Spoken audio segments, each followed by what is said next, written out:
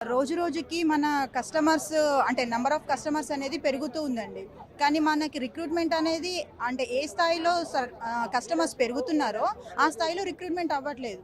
ఆ ప్రెషర్ ఆటోమేటిక్‌గా ఉన్న వాళ్ళ పైననే డబుల్ ప్రెషర్ పడుతూ ఉంటుంది. కస్టమర్స్ ఫ్లో ఎలా పెరుగుతుందో అదే వేలో రిక్రూట్మెంట్ అయితే అసలు ఆ ప్రెషర్ ఉండదు.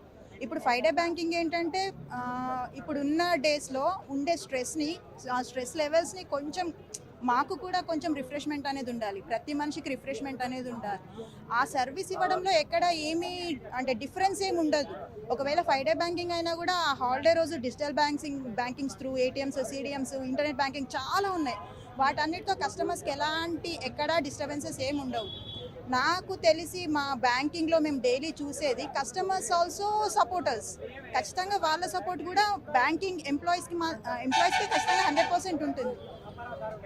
Already 2 Saturdays already holidays. మిగతా 2 సాటర్డేస్ హాలిడేస్ డిక్లేర్ చేస్తే అంటే నా ఉద్దేశం ఏంటంటే మేము అడిగేది చాలా తక్కువ.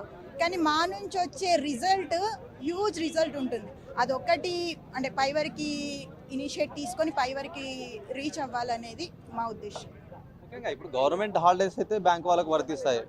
ఏదైనా ఫెస్టివల్ హాలిడేస్ కావచ్చు, ఇట్లాంటి హాలిడేస్ ఉండగా ఇప్పుడు ఇంకా రెండు అంటే మీకు దాదాపు ఒక రోజు బ్యాంకులో ఎంతమంది కస్టమర్స్ వచ్చి రాకపోకలు జరుగుతాయి, ట్రాన్సాక్షన్ జరుగుతాయి అనుకుంటారు మీ బ్యాంకు సంబంధించి?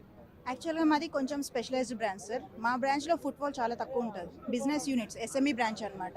ఫుట్ఫాల్ తక్కువ ఉంటుంది కానీ మార్నింగ్ ఎప్పుడైతే ఎంట్రీ ఇస్తామో ఈవినింగ్ 6, 7 ఆఫీసర్స్ అయితే 9, 10 వరకు కూడా మా బ్రాంచ్ గ్రిల్స్ అసలు క్లోజ్ అవ్వవు. మా స్పెషలైజ్డ్ బ్రాంచ్.